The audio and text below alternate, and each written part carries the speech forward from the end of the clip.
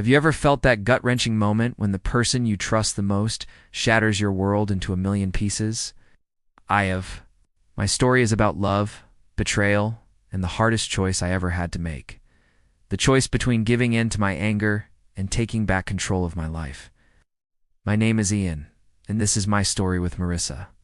When I met Marissa, it was like the world suddenly switched to high definition. Everything was brighter, more vibrant.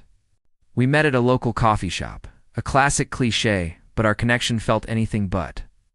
She had this laugh that could light up a room and eyes that seemed to hold entire galaxies. We fell in love fast and hard. Our days were filled with inside jokes, spontaneous road trips, and late-night conversations where we'd plan a future that felt so real, so tangible. We were building a life together, brick by brick. We picked out furniture for our apartment, debated names for a future dog, and supported each other's dreams. She was my biggest cheerleader, and I was hers.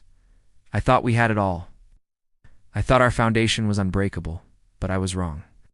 The change was subtle at first. It started with her phone being glued to her hand, always angled away from me.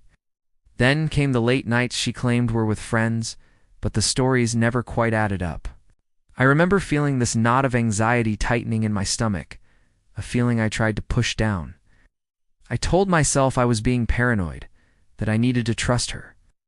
After all, this was Marissa, the love of my life.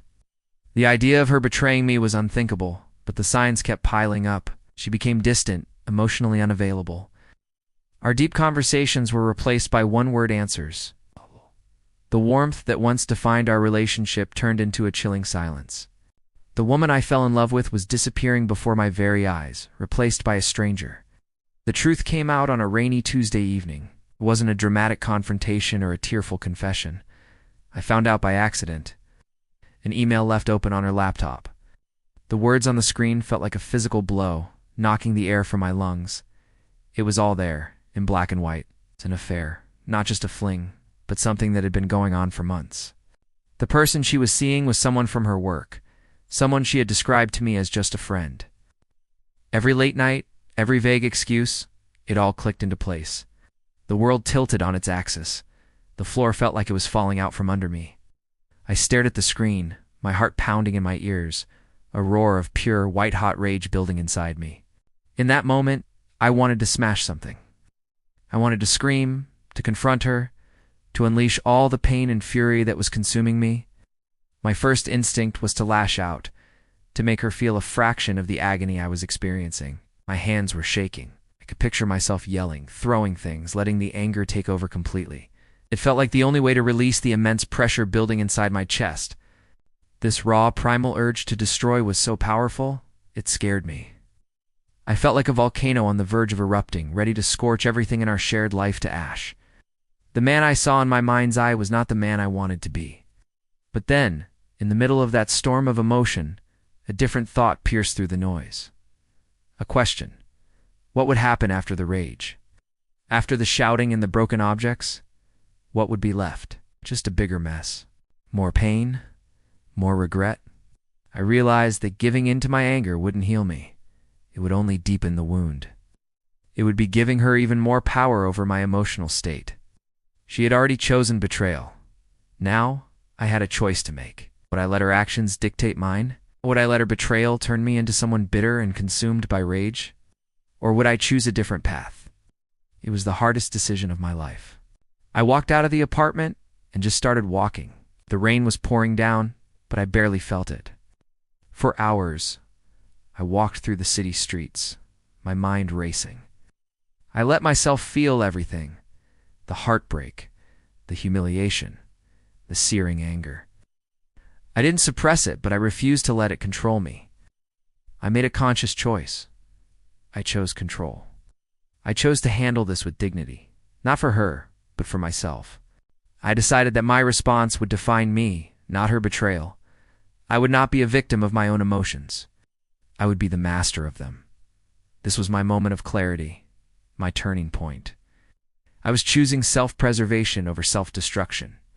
When I finally went back to our apartment, I was calm.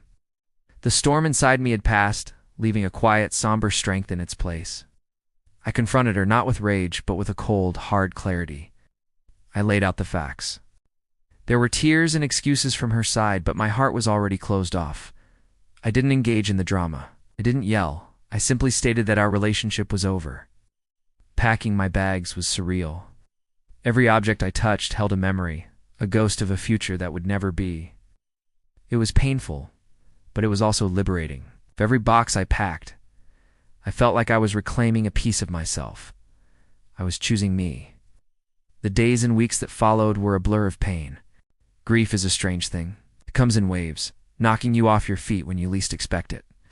There were times I'd break down completely. Through it all, I held on to that choice I made. I started therapy, which was a game changer. It gave me a safe space to process the trauma and learn healthy coping mechanisms. Started running, channeling my frustration and sadness into every stride, pushing my body to its limits to quiet my mind. I reconnected with old friends who reminded me who I was before her. Slowly, piece by piece, I began to rebuild my life. It wasn't about erasing the past, but about building a new future on a stronger foundation. A foundation built on self-respect and emotional control. Today I'm in a much better place. The scars are still there, a reminder of what I went through. But they are no longer open wounds. They are proof of my resilience. Looking back, I see that Marissa's betrayal was a defining moment in my life, but not in the way she intended. It forced me to confront my own capacity for anger and to make a conscious choice about the man I wanted to be. I chose to rise above the impulse for revenge. I chose to heal. I chose control. And in doing so, I didn't just survive the heartbreak. I found a strength within myself I never knew I had. My story isn't about the victory of getting even. It's about the quiet triumph of choosing your own peace. If you're going through something similar, remember that your pain is valid. It's okay to be angry, but you have a choice in how you respond. Don't let someone else's actions destroy who you are. Choose yourself. Choose healing. Choose control. It's the hardest path, but it's the only one that leads back to you. Thanks for listening to my story. If it resonated with you, please consider liking this video and subscribing for more content about navigating life's challenges. Take care.